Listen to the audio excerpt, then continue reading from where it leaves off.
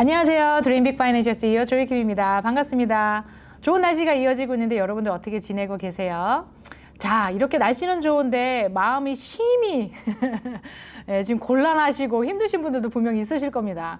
여러분들 이런 단어들 많이 들어보셨죠? 영끌족이라고, 영끌족. 제가 지난 몇 주간 동안 또 영끌족 주변에 몇 번을 만나가지고 이 영상을 꼭 찍어야겠다라는 생각이 들어서 오늘 여러분들에게 전달을 좀 해드리고 싶습니다. 여러분들이 이 재정 관리를 할 때요, 돈 관리를 할 때 가장 먼저 보시는 게 뭐세요? 사실 여러 가지가 다 있잖아요. 여러 가지 돈 관리할 때 필요한 요소들이 있는데 많은 사람들이 돈 관리라고 했을 때 생각하는 게 수익률을 생각하시는 것 같아요. 그러니까 몇 퍼센트 이자, 그러니까 돈이 부는 거 그것만이 온전히 집중이 돼서 내가 이만큼이었는데 내가 이렇게 투자해가지고 이렇게 많이 벌었어 라면은 그냥 주변에서 그거 어디야 어떻게 했어 해가지고 그냥 자기 있는 돈 다 가져와서 하잖아요. 그래서 많은 젊은이들 좀 맛을 봤던 분들, 이런 주식 통해서 맛을 좀 분들은 어떻게 했어요?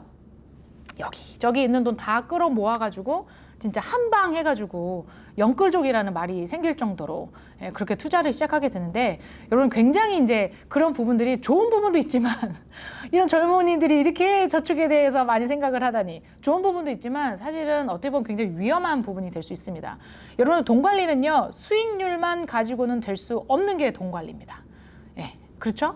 돈을 결국적으로는 많이 모으고 잘 벌고 잘 또 모아서 쓰고 남기는 거, 그게 모든 게 사실은 돈 관리거든요. 근데 모으는 데 있어서 수익률만 가지고는 되지 않아요. 그 이외의 것들이 있다라는 거죠. 자꾸 돈이 새어나가는 그 어떤 부분이 있는데 그것을 어떻게 막아내느냐가 사실은 돈을 모으는 방법이 되기도 합니다. 그래서 제가 세상의 모든 영끌족들 오늘 이 영상 통해서 제가 꼭 말해주고 싶은 4가지가 있어서 이 영상을 찍습니다. 첫 번째, 영끌족들이요, 이머전시 펀드는 남겨놓으십시오. 이머전시 펀드까지 여러분들 끌어내시면요 큰일 나십니다. 특별히 이머전시 펀드 가지고 주식하시는 분들, 저는요 뭐 중간중간 또 팔아서 쓸 수가 있으니까 하시기도 하지만 어떤 거는 팔기 힘든 종목이 있거든요. 내가 지금 돈이 필요한데 지금 그게 종목이 가격이 내려갔다, 팔지 못하시겠죠? 그럼 어떻게 해요? 빌려요. 그러면 없던 빚도 생깁니다.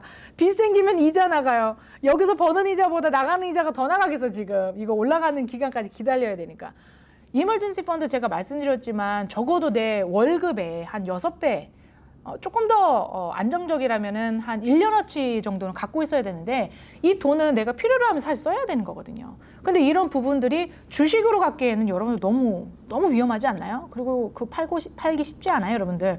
오히려 요즘에 CD 이자가 한 1년어치가 한 4점 something 이렇게 되기 때문에 1년을 묶어놔도 혹시라도 내가 쓰게 된다면 뭐 한 3개월 만에 쓴다, 뭐 6개월 만에 쓴다 해도 그 개월에 맞는 정도의 이자는 좀 받으면서, 나중 건 못 받더라도 받으면서 내가 모아놓을 수 있고 쉽게 쓸 수 있기 때문에 저는 오히려 은행의 CD나 머니마켓이나 이런 쪽을 여러분들 권해드립니다. 사실 예전 같은 경우는 이자가 너무 낮았지만 지금 이자도 꽤 되기 때문에 만약에 이멀전시가 안 생겼다? 괜찮습니다. 4점 something 받는 거 괜찮습니다. 요즘 주식 따지면 에버리지 4.4% 5% 나오기 쉽지 않은데 그런 부분도 여러분들 활용하시면 좋겠습니다. 영끌족들이 꼭 생각하는 거, 텍스를 생각하십시오.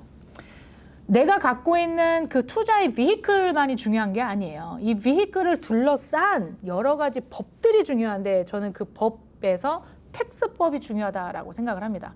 똑같은 주식을 하더라도요, 세금을 바로바로 내는 주식이 있고 똑같은 주식을 하더라도 세금을 아예 안 내는 주식이 있어요. 이건 뭐야? 그래서 제 텍스 컨셉을 보셔야 되는 거예요, 여러분들. 세금이 너무 중요해요. 돈을 모으고 이자를 똑같이 10%를 받아도 세금을 낸 것과 세금을 내지 않는 거는 돈의 어떤 크기가 다르거든요. 그럼 여러분도 어떻게 관리하고 싶으세요?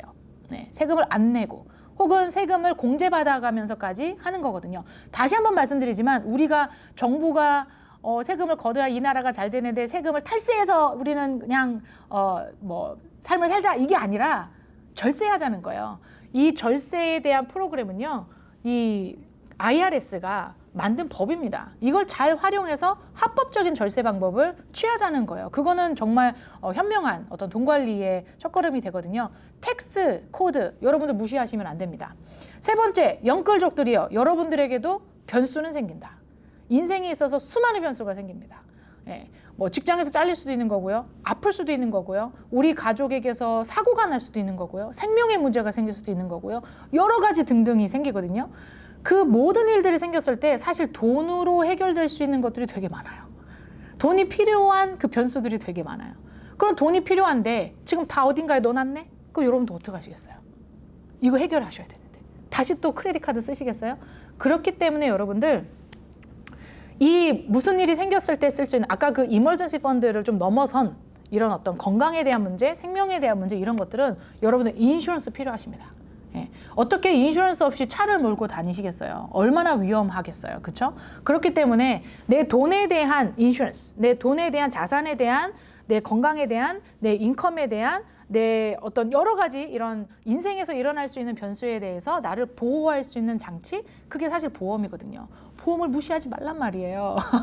예, 그래서 나의 수익률도 생각하면서 늘려 나가기도 하지만 이 인슈런스를 활용한 내 자산을 보호하는 거 너무 중요합니다. 네 번째, 리스크를 생각하셔야 됩니다. 사실 영혼을 끌어다가 어떤 투자를 할 정도면 얼마나 지금 이분이 가진 게 많은 분들이 이럴 것 같진 않아요. 뭔가 그 위에를 생각하고 가시는 분들이 이럴 것 같거든요. 그런 분들이 혹이라도 이게 만에 하나라는 게 있잖아요. 리스크 팔트잖아요. 내가 넣는 이 베이클 자체가 떨어질 수도 있고 어떤 그 경기에 의해서 이 경기에서 높낮이가 생겨질 수 있는 것들은 여러분들은 어떻게 그 부분을 다 예지하시고 가시겠냐는 거예요. 주식 다루시는 분들은요, 사실은 그게 다 심리 게임이거든요. 심리 게임. 우리는 돈 버는 방법을 다 알고 있어요. 돈이 주식이 떨어졌을 때 사고, 근데 돈이 있어야 사죠?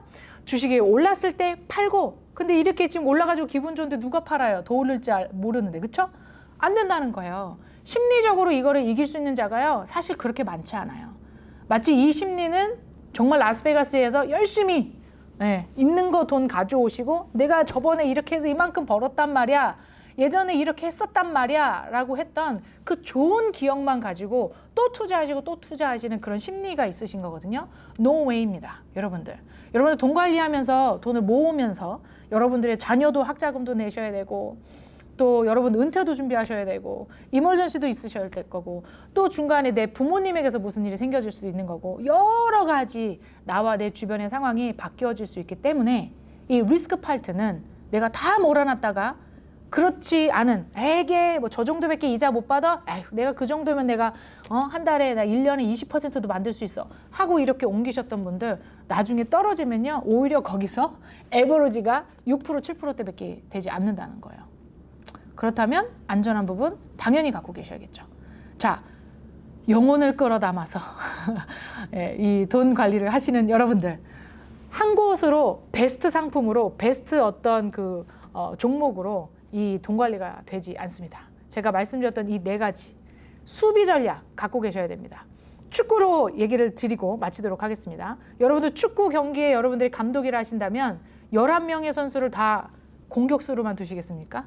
11명의 손흥민이 있는 팀이 이길까요? 11명의 나 요즘은 잘 모르지만 김병지 왜 김병지 씨밖에 생각이 안 나지? 골키퍼가 있는 게 좋을까요? 아니죠. 수비수도 있어야 되고 미드필드 있어야 되고 공격도 있어야 되고 뭐 3명, 4명, 2명 이런 식으로 여러분들은 다 골고루 맞춰놔야 그 게임에서 이기는 거예요. 10골 넣으면 뭐해요? 11골을 먹었는데 그럼 지는 거잖아요. 여러분들 정말 여러분들의 자산이 잘 늘어나고 잘 보호되고 잘 쓰시고 잘 남겨주시기를 간절히 바라는 마음으로 오늘 말씀드리고 싶습니다. 수익률에 빠지지 마세요.